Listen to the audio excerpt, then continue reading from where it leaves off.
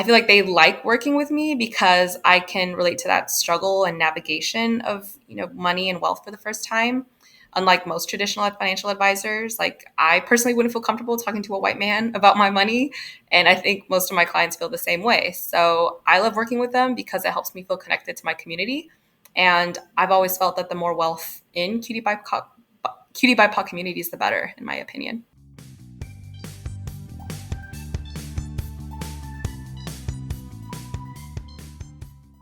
Hi, y'all. Welcome back to How to College First Gen. I'm your host, Alejandro, and today we're joined by Antoinette Dao. She is a first generation Mexican-Vietnamese college graduate who consults in financial literacy, academia, and career preparation. In her day job, she is a senior risk associate at a global bank. I met Antoinette when I was a congressional intern at the U.S. House of Representatives back in 2019. Today, she joins us to talk about her undergraduate journey and how she built her side hustle from the ground up, which later turned into a small business known as Dao Academic Consulting. Thank you so much for joining us on the show today, Antoinette. Thank you so much for having me. I'm super excited to talk with you. Before we begin, I'd like to learn a little bit more about you. Could you tell me a bit about your background and where'd you grow up? Yes. So I kind of grew up all over Houston and a bunch of different areas. So mostly Houston suburbs and inner city Houston. I moved around a lot because my family struggled to find stable housing. We made it all the way up to Oregon for a little bit, and we stayed in public housing there. But eventually, my parents saved up enough money. They bought a house in the Houston suburbs right before the recession, in a predominantly white area. So that's where I mostly lived, back and forth. And then during my sophomore year of high school, I went to live with other family members on the southeast side of Houston, which was predominantly Latinx. So I got to experience a bunch of different neighborhoods growing up. I like to fast forward a little bit to you navigating your college application process. Many of our listeners are first generation students and low income, and navigating the college application process can be incredibly intimidating. I remember filling out my own financial aid forms my senior year and asking my parents questions they couldn't really answer about the process. Take me back to high school, Antoinette. What was your college application process and how did you navigate that? So great questions. High school me was a hot mess. For lack of better words, I was super stressed because I was working three jobs. I was an intern, part of like a high school program that allowed me to take an internship during the afternoon. I was also, after that internship, I sometimes did tutoring, and I was also a babysitter across town. So I was taking like the bus back and forth, and waking up at 5 a.m., taking like an hour, 2 hour bus to get back to high school, and then just doing the process all over again. I wasn't living with my parents, and I also knew that I couldn't live with them or any other family members after high school. So the large contributor to my stress was that I was really terrified of being homeless, and I'm broke after I graduated high school. And that's a large reason why I decided to apply to college. So I was like, well, I can't live with family, can't live with friends, but I can live in a dorm. And that's kind of where I'm going to hide out for the next 4 years of my life. So I was really open with my teachers about my situation, and they helped me find scholarships. There was a college coordinator at my school who, every time he found a scholarship that his students were eligible for, he just sent out a blast email, and we could all apply. I also Googled scholarships every day during the downtime I had at my jobs, and I kept an Excel tracker of deadlines and the materials I needed, to meet those applications. Another big help was my older cousin. So he helped me write and edit my scholarship and admissions essays. And he was also the one that encouraged me to be open about my unique living situation and, some of my traumas so that I could qualify for more scholarships and financial aid. Because originally I didn't think it was relevant. I didn't think any admission officer, scholarship person would want to hear it. But it did add to my personality in my applications, and it kind of explained why there were like gaps in my high school resume, and some grades were the best and things like that. So it was stressful for all those factors and more. But I wasn't alone because I did have my teachers, I had some family, and I did have my friends, and they all pushed me to go to college, apply for financial aid, and do the process. And it sounds like throughout that process, while it was challenging itself, you had a lot of mentors and sponsors to guide you through it. Now you have your acceptance letters, and it's time to decide where you'll spend your next 4 years. Selecting a college is a difficult process for many first generation students. Often we consider many factors in our decision, including cost, distance, area of study. You went to UT Austin and studied government. What stood out about UT that made you choose it among other universities you were admitted to?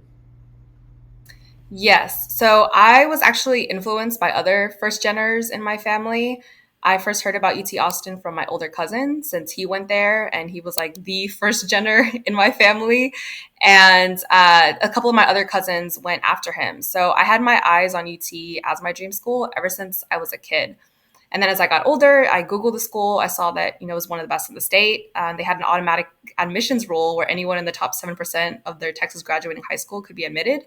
And so I kind of laser focused on that 7% rule. And I was like, that's what I need to do. That's where I need to be. If I can just make it to the top 7%, I can get into college and it's a done deal. So I was naive. I didn't really factor cost or distance or area of study. I didn't even know that you had to pick a major. All that I found out my senior year of high school when I got my acceptance letter. And I got these notifications in my email where it was like, choose your dorm roommate, choose your major, do this. And I was like, I thought I just like got accepted, went to college, and that was it.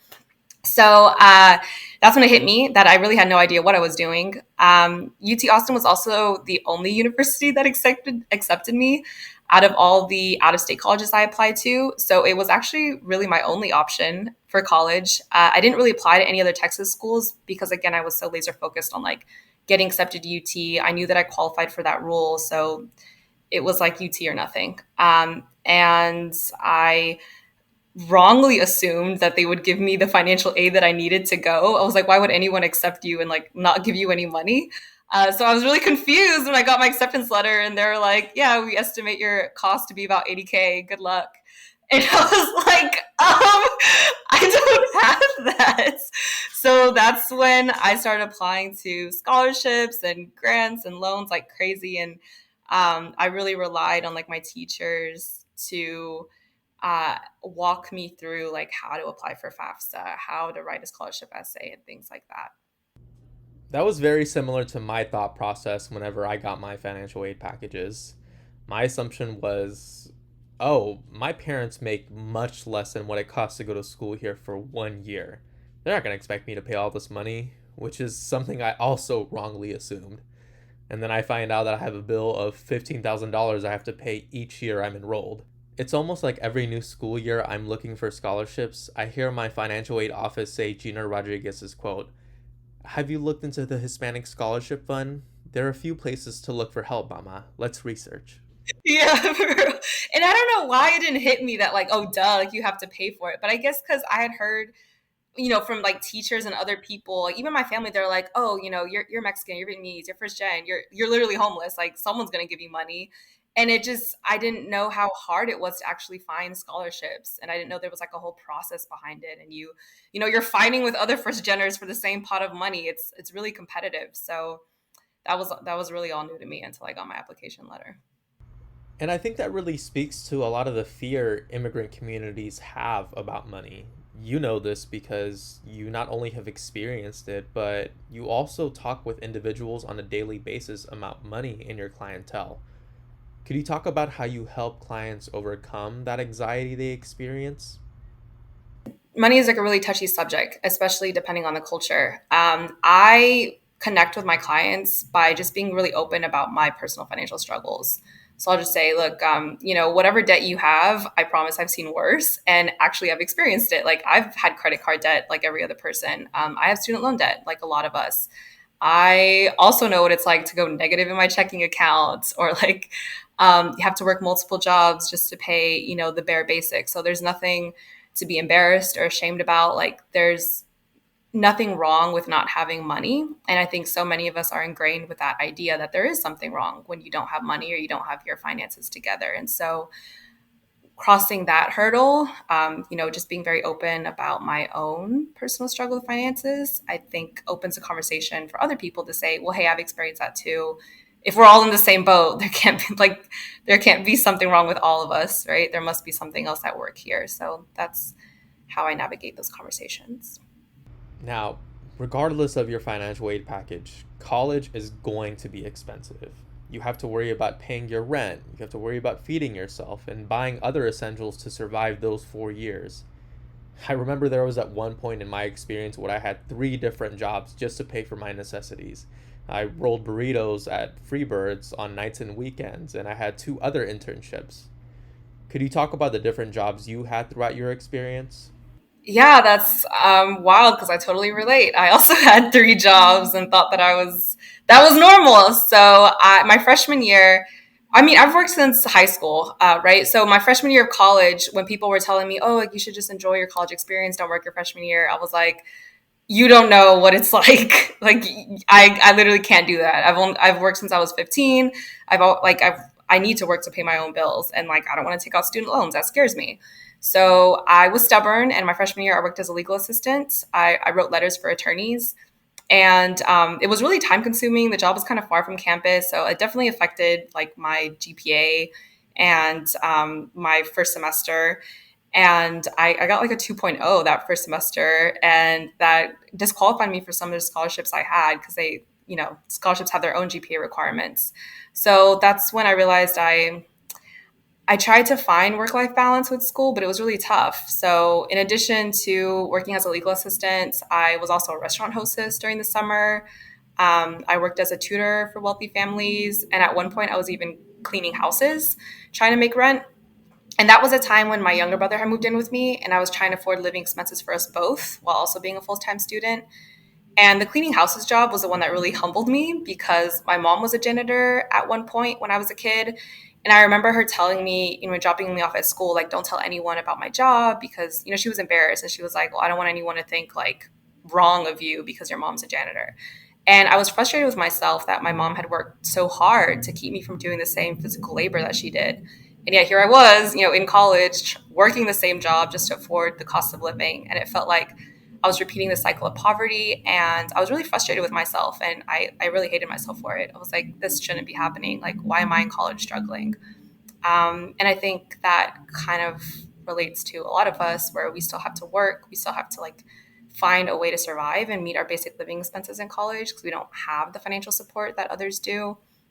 So it's just, I mean, it's not our fault. At the time, I felt like it was my fault. I was doing something wrong. I was doing college wrong. But as I'm older, I realized that no, that was just actually something I had to do, unfortunately.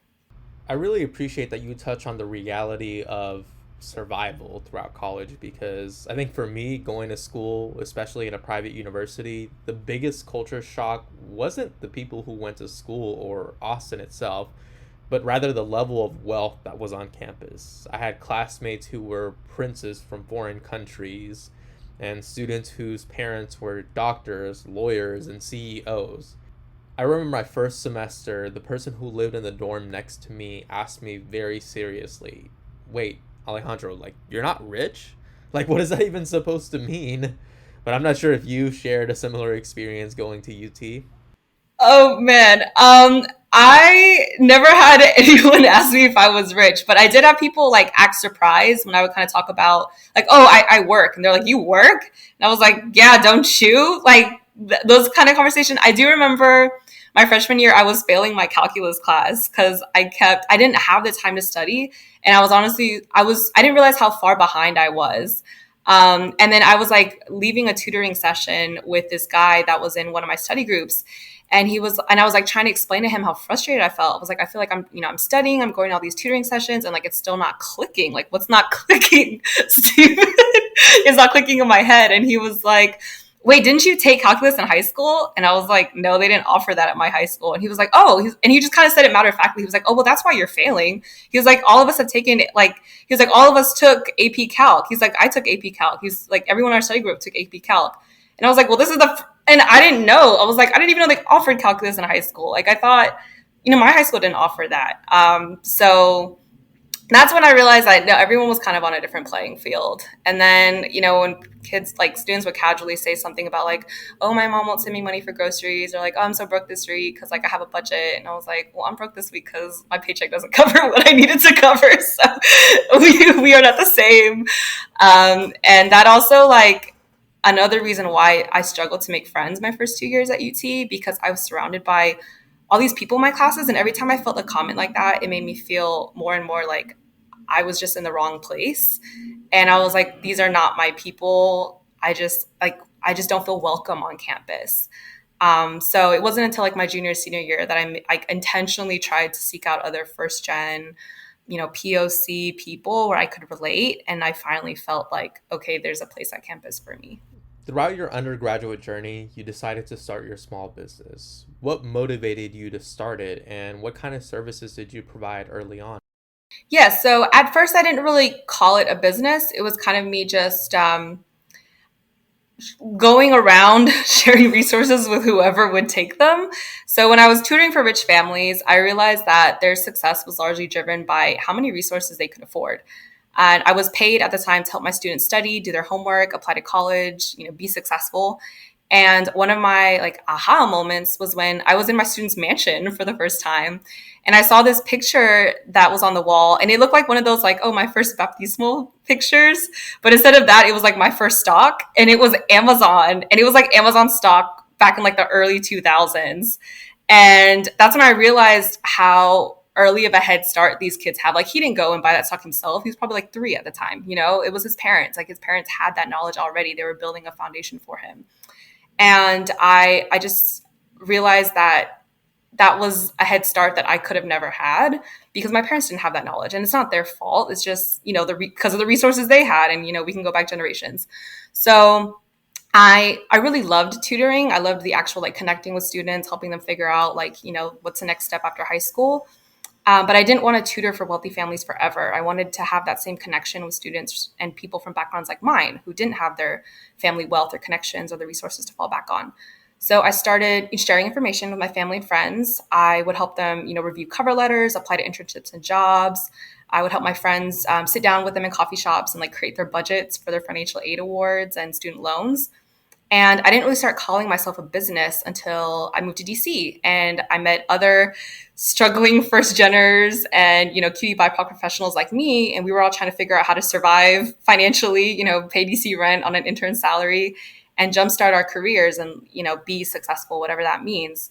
So I started advertising my budgeting services on Instagram and offering free consultations. And then that just naturally built up to the client list I have today. And I originally started out with just like a PowerPoint slide deck that I would click through and kind of walk clients through. And I just had a bunch of information on like, this is how you save, this is how you invest, this is how you pay off debt. But I transitioned to a more personalized approach after meeting with multiple clients, and they all had unique, different financial situations. Some of my clients had DACA, others didn't. Some had student loans, others didn't. And so I realized that I really couldn't use a one size fits all approach. I had to look at the full picture, financial picture of my client, and then address different things and work with them to meet their financial goals that way. And it sounds like after all that time, you took a step back and you thought about all the people who are experiencing similar challenges you went through. For 4 years, you worked with clients who already had a leg up, and then you think about the people who don't have this knowledge and information. That led you to found Dao Academic Consulting to help students and professionals budget and prepare for academic and career success. Could you talk about the clientele you serve now? What kind of clients do you work with, and how many clients have you worked with so far? Yes. So far I've worked with over 100 clients, but I meet with a set amount, about 15 to 25 clients per month. And their incomes range from, 40,000 a year all the way to 200,000 per year. And all of them identify as queer, trans, Black, or POC. And most of them are the first in their families to graduate college and the first in their families to have discretionary income where they don't feel like they're living paycheck to paycheck. They have a little bit more and they're like, okay, what do I do with this little bit more? And I feel like they like working with me because I can relate to that struggle and navigation of, money and wealth for the first time. Unlike most traditional financial advisors, like I personally wouldn't feel comfortable talking to a white man about my money. And I think most of my clients feel the same way. So I love working with them because it helps me feel connected to my community. And I've always felt that the more wealth in QT BIPOC communities, the better, in my opinion. What has been the most fulfilling part about running your small business? What makes you think at the end of the day, when you're late on a client call, one you're about to hop on 30 minutes after this interview, keep going? Yes. So just their success really motivates me. 6 of my clients have become first time home buyers over the past 2 years in a highly competitive market.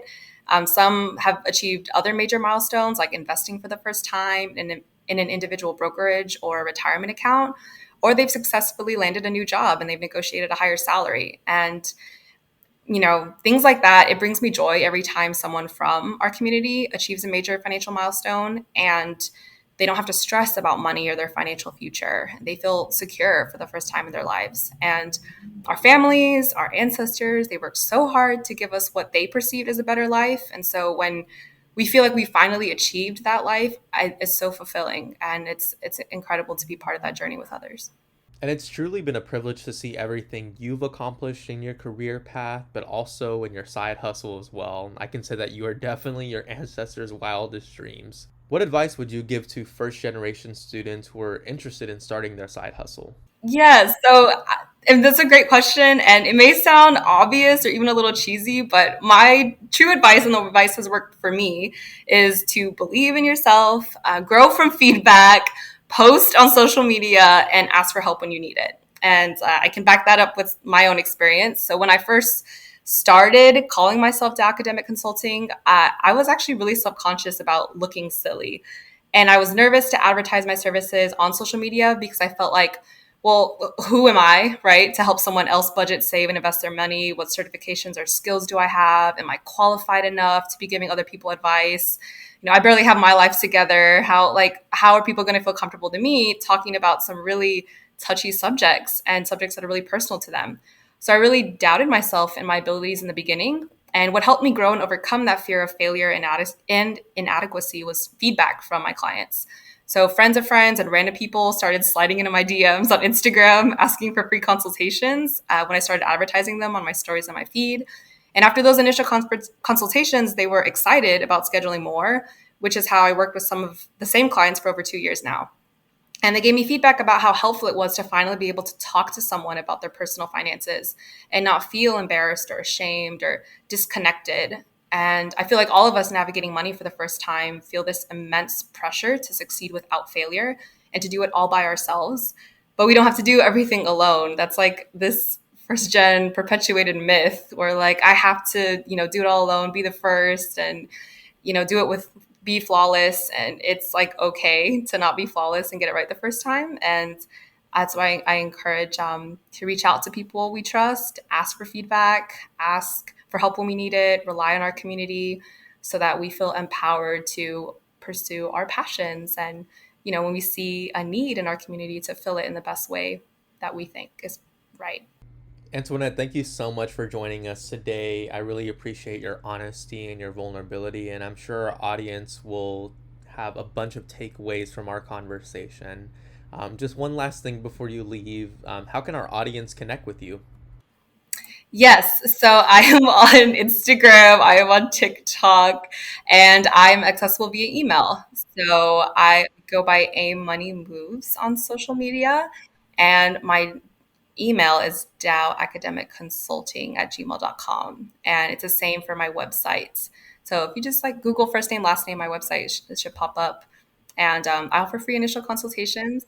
It's important for me to have these conversations in our community for free.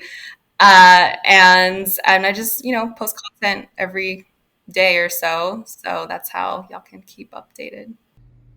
Thank you so much again for joining us. Okay, thank you so much, Alejandro. It was a pleasure.